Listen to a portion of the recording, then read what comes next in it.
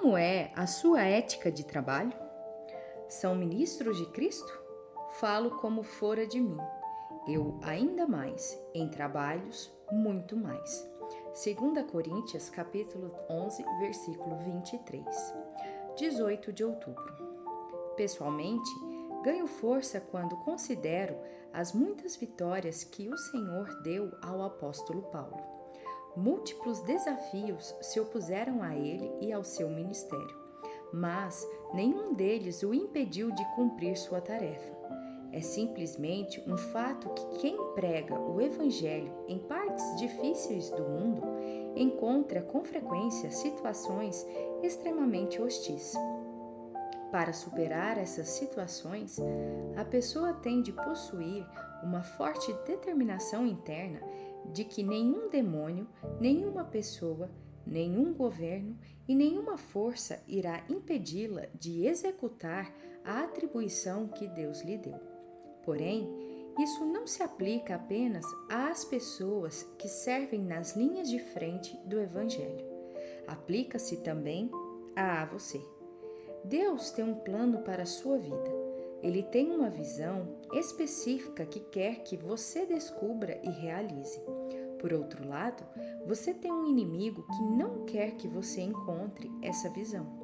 E quero avisá-lo, a partir do momento em que você descobrir o plano de Deus para a sua vida, esse inimigo tentará impedi-lo de realizá-lo. Todavia, não se preocupe, amigo.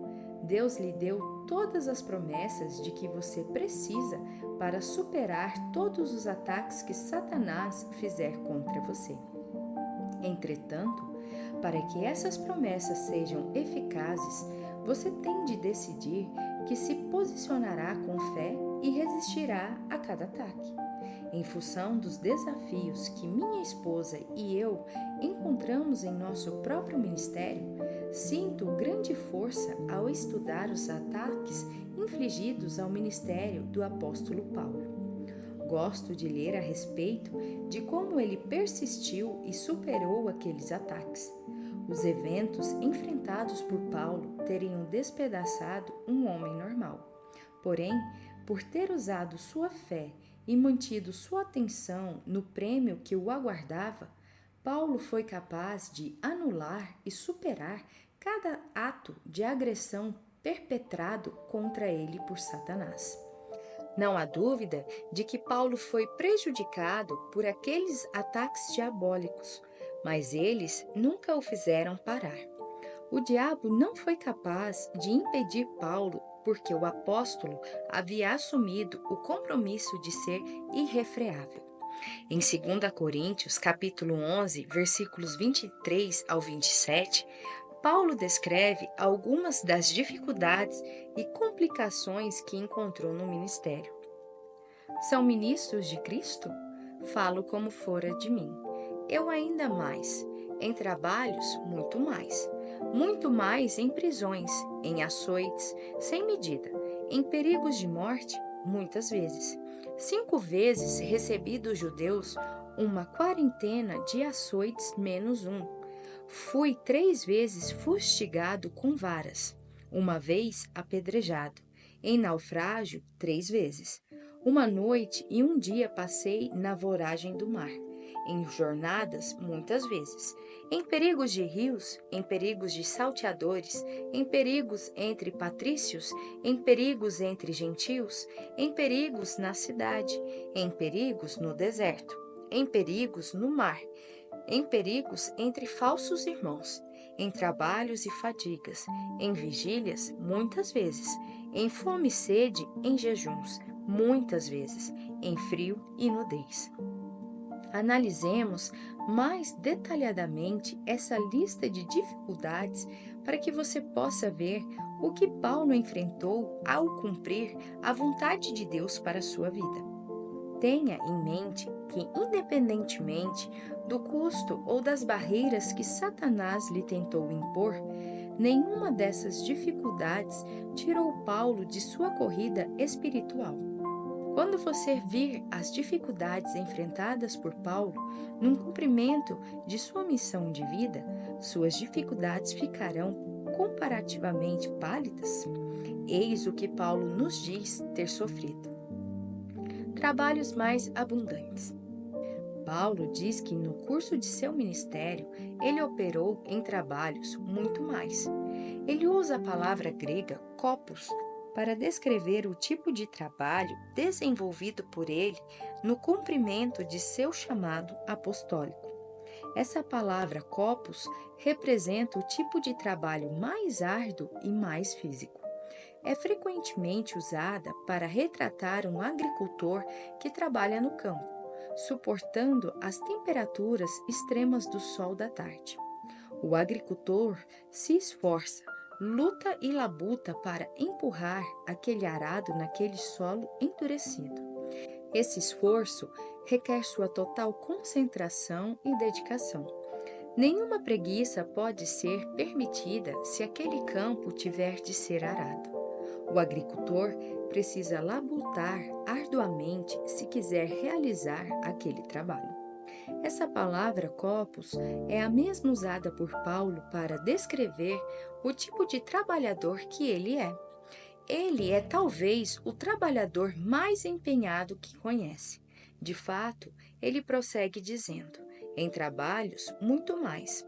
A frase muito mais é a palavra grega perissos. Aqui, ela é usada no sentido superlativo, significando abundantemente. Seria melhor traduzida como: eu trabalhei muito mais do que a maioria dos homens, ou eu trabalhei mais do que vocês sequer começariam a compreender.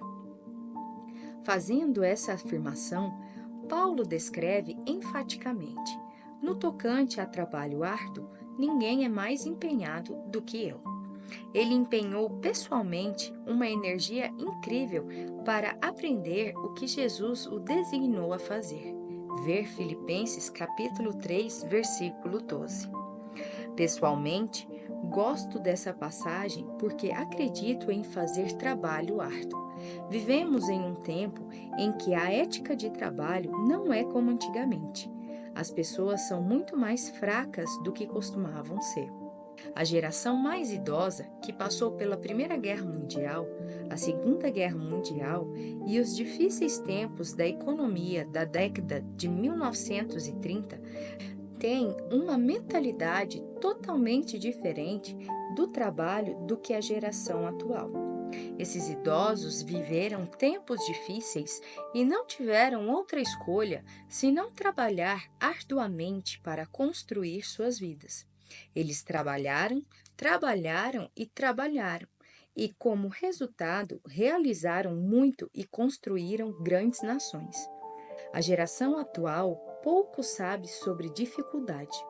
Agradeço a Deus pelas grandes bênçãos que vieram sobre as nações durante estes últimos tempos.